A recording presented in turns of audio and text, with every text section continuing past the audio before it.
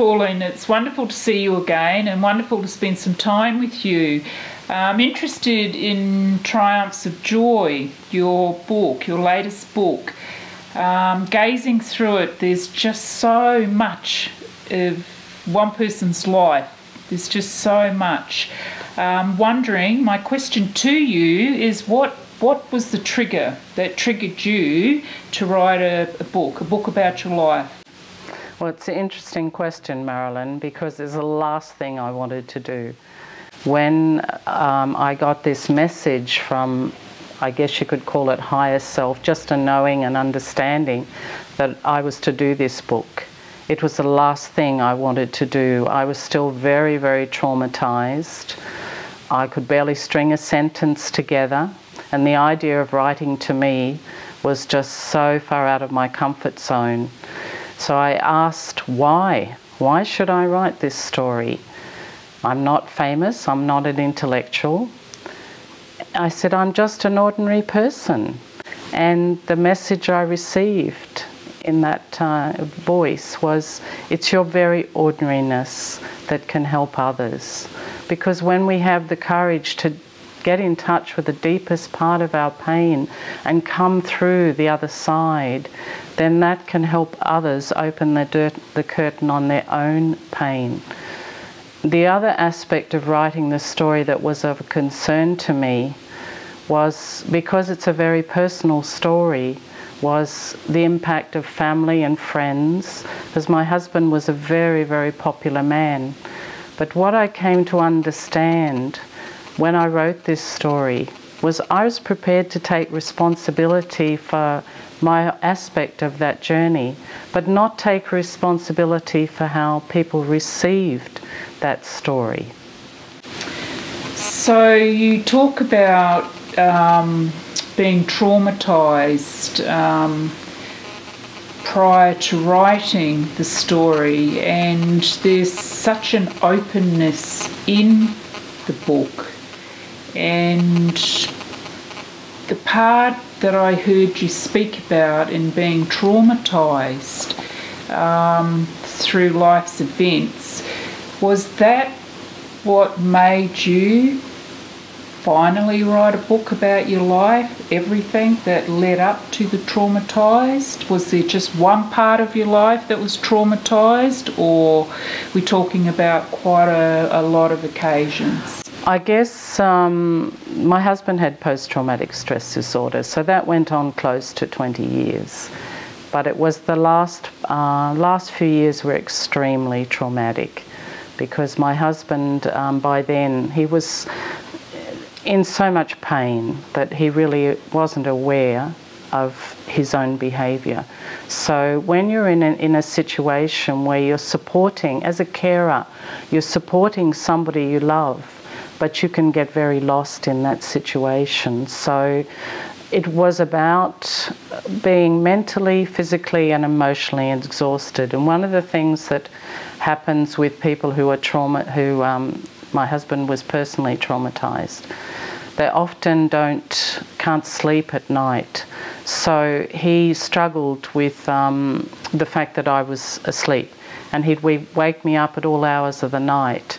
And that meant I was suffering from sleep deprivation. And if you know much about sleep deprivation, it affects all areas of the brain. And it really wasn't until after I'd written the book that I came to understand the impact of sleep deprivation. But, you know, I think in life you get given many challenges, but I believe you're given many, many blessings. And throughout the family's time, I have two wonderful children. They never judged. They were loving and supportive. And just radiating so much love and joy, you know. It's like I want to know a little bit more about you know, the end of the book. Yeah, the transformation. You know, the transformation, yep. You know, all the pain that you went through and the challenges, and you rose above them, and to get to this place today, which is also included in the book, the people that came along the path. And so if you can share a bit of that with me, that would be great. The second part of the book is called The Kiss of the Butterfly. And Butterfly is all about transformation. And butterfly is often seen as a symbol of the soul. I spoke before about having the courage to get in touch with your pain. Well, I took responsibility for the part that I played in my journey because I chose to support my husband. So once I took the responsibility, the healing began. And I found that on the journey, many people came to help me. Was a Native American shaman, and he explained to me that the beautiful creatures that I saw on a daily basis were bringing messages to me. And I spoke before about the pelican and how pelican represents rising above life's trials. So I came to a deeper awareness of life. And one of the things that I did was I remembered myself as a child. I was a very joyous, happy child who lived in a place of great beauty with very tall trees, the mountain ash. And I believe those trees instilled in me a strength and an energy, a connection with all that is, the earth. And I wanted, part of my journey was to return to that place of joy that I experienced as a child. And the more open I became, and the more I was able to let go of any anger, resentment, anything that was holding me back, the more empowered I felt, the more powerful I felt inside myself. It was like the human spirit, like that diamond, was coming out of me. And the more this radiated, the more people came on my journey to help me deal with the deeper aspects of the pain. Because with many of us, the layers go deep, like the layers of an onion. It won't happen overnight, but it will happen. One of the most beautiful symbols who came to me throughout this journey was the crow. And as I mentioned with the layers of the onion, crow's message that he brought to me is that to balance the past, present and future, to see the past as a teacher, to see the moment as our creativity and the future as our inspiration. So my journey, as it was shown to me through the crow, was to be able to use the past to transmute that pain into strength within myself. So the past was my teacher, the moment is what I am creating, and the future is what inspires me. So as this journey continued, the more people that I met on the journey, it was like they gave me an aspect of themselves. One of the things I found on my journey is that people come into your life for a reason. And I was very blessed to have met Marilyn, who has a wonderful philosophy in life of gratitude.